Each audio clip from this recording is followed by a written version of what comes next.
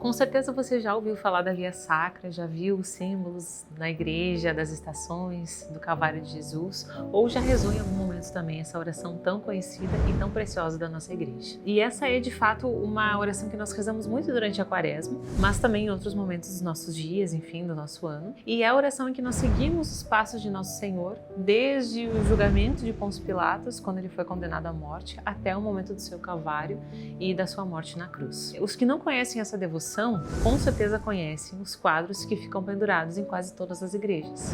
Então, marcados ali com os números romanos, de 1 a 14, algumas têm até 15 estações e que vão retratar muitas vezes por gravuras, pinturas, imagens, enfim, esses momentos principais da paixão de Nosso Senhor. Mas de onde será que veio a Via Sacra? Qual será que é a história dessa devoção? Mas o que muitos não sabem é que, na verdade, a história da Via Sacra ela é muito antiga e ela remonta a tempos primordiais aí, desde o início, logo após a morte de Nosso Senhor. E, inclusive, alguns até chamam ela de Via Dolorosa, e não necessariamente de Via Sacra, né? É um nome que ela acabou recebendo alguns séculos depois. E ela não teve sempre o formato de hoje, mudou bastante desde os dias de Nosso Senhor até hoje. Ainda que a gente tenha essa devoção ao trajeto que Nosso Senhor percorreu naquela época, o modo de venerar mudou bastante. E a ideia desse vídeo é que a gente consiga entender um pouco dessa história, compreenda um pouco o quanto a graça de Deus foi agindo nessa, digamos que, modelagem da Via Sacra como nós rezamos hoje. E também vamos entender o que ela tem a ver com o relógio da paixão. Outra devoção que acabou surgindo aí, que também é muito preciosa. O mais antigo relato que nós temos da Via Sacra nos chega a partir de uma tradição que afirma sobre o costume de Maria Santíssima, depois da morte e ressurreição de Jesus, de visitar diariamente os locais da paixão. Então era um costume de Nossa Senhora caminhar por onde havia passado seu filho, começando no seu túmulo e indo até a casa de Pôncio Pilatos, meditava em seu coração cada passo e cada gesto de Redentor de Jesus.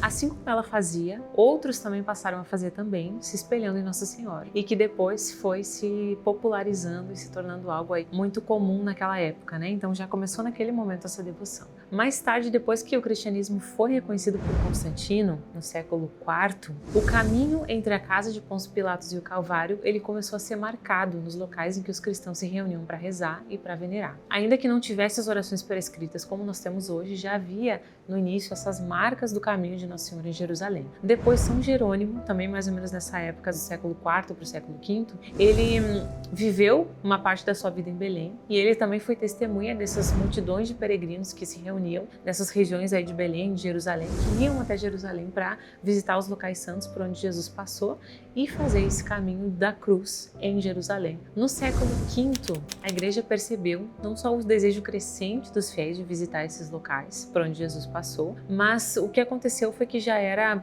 impossível para a maioria deles ir à Terra Santa. Não era algo comum, né, que todo mundo conseguisse ir até Jerusalém para fazer o caminho da Via Sacra. Então, começou o costume de reproduzir os lugares sagrados em outras áreas, a fim de que as pessoas pudessem, então, mesmo que elas não estivessem ali em Jerusalém, percorrer o mesmo caminho que Nossa Senhora havia percorrido. Então, se elas não podiam fazer isso de forma física, elas podiam fazer isso de forma agora espiritual. E uma das figuras centrais para isso foi São Petrônio, bispo de Bolonha na época, e que mandou que fossem construídas, então, um grupo de capelas num monastério, e cada capela representava um dos principais santuários da Terra Santa, incluindo várias estações da Via Sacra ou da Via Dolorosa. Os fiéis podiam visitar essas capelas e rezar e fazer esse caminho de meditação das últimas horas da vida de Cristo. E quase 1000 anos depois, no século XIV, especificamente no ano de 1342, foi quando a devoção da Via Sacra, que ainda não tinha esse nome, continuou crescendo e os franciscanos foram os designados como os guardiões oficiais dos santuários da Terra Santa. A igreja começou a ministrar indulgências para aqueles que rezassem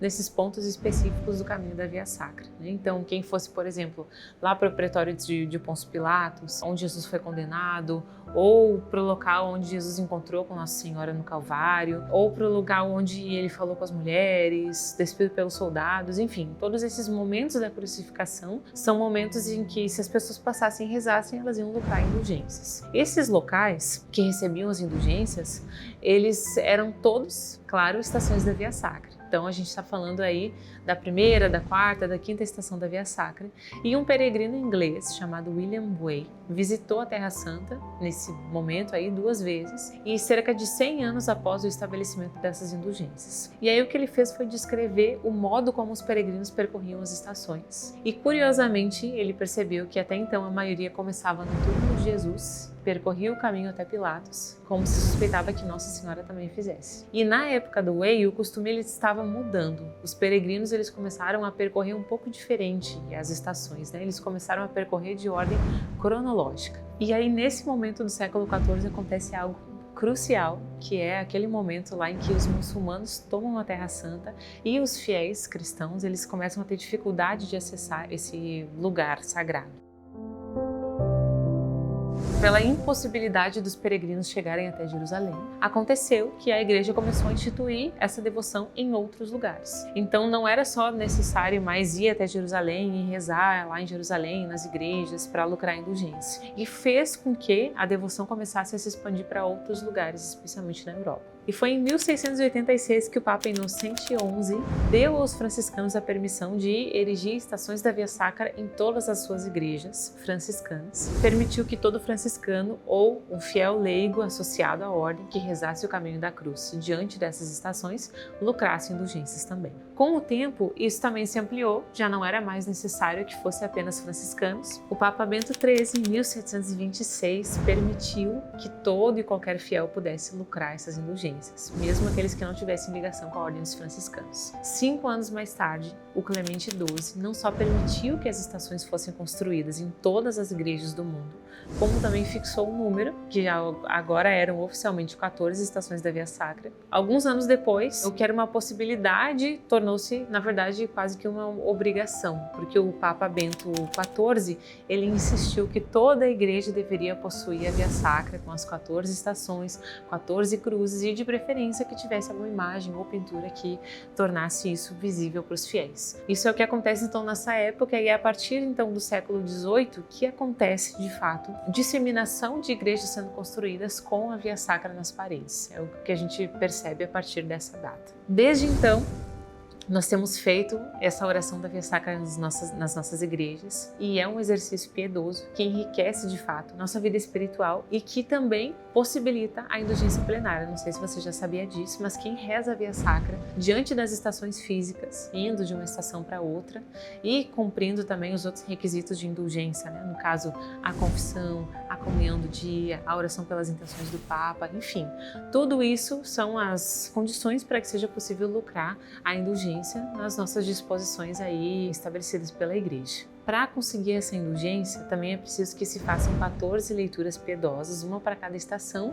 algumas orações vocais, né, como a gente sempre faz assim ao meditar a Via Sacra, mas não necessariamente que a gente precise meditar todas as estações. A gente pode fazer, digamos assim, uma oração mais breve, em que a gente para realmente meditar a estação da paixão, né, da morte de Nosso Senhor. Isso está no Manual das Indulgências da nossa igreja, então também fica aí como uma dica a mais para nos motivar a rezar ainda mais essa oração tão preciosa. E tudo isso, né, toda essa história, os sofrimentos dos cristãos, os pronunciamentos dos papas, as indulgências, tudo isso nos confirma o quanto a oração da Via Sacra ela é fecunda e importante para a nossa vida espiritual enquanto fiéis da igreja e especialmente para a nossa salvação. E uma das coisas mais preciosas que a Via Sacra nos traz é a possibilidade de reviver os últimos momentos de Nosso Senhor, as suas últimas horas.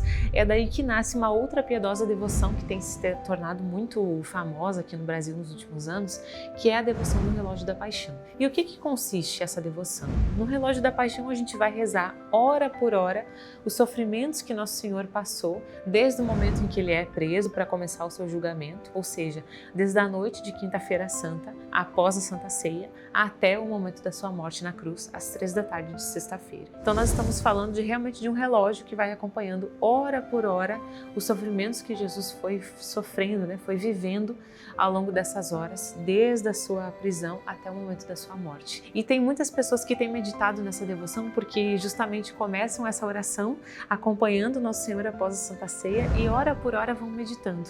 Cada vez que bate a hora, digamos assim, que muda a hora, para um minutinho para meditar o que Nosso Senhor está passando, está sofrendo naquele momento. Então é um convite de fato para uma vigília uma vigília com Nosso Senhor, da quinta para sexta-feira, e uma vivência mais real e mais palpável daquilo que ele vive. Porque às vezes o que acontece, inclusive essa é uma devoção que é muito fecunda, porque às vezes a gente na Sexta-feira Santa fica meio perdido, né? A gente não sabe muito bem o que fazer, como rezar, o que pensar ao longo das horas, como viver. E essa devoção do relógio nos permite de fato viver com Nosso Senhor as suas últimas horas. E a gente consegue aliar essas duas coisas, né? Meditar a via sacra, reviver essas estações com Nosso Senhor e ao mesmo tempo também transformar isso nessa oração que é um pouco mais longa, que é a oração do relógio da paixão. Então fica como sugestão aí para você meditar nessa quaresma, dessa Semana Santa, nessa Páscoa, né? Reviver essas últimas horas com Nosso Senhor e também com Ele passada a morte e a ressurreição, que é o que nós vamos comemorar na Páscoa, no domingo de Páscoa. Espero que você tenha gostado de saber mais sobre isso. Deixa aqui nos comentários se você gosta desse tipo de vídeo, deixa teu like, manda esse vídeo para alguém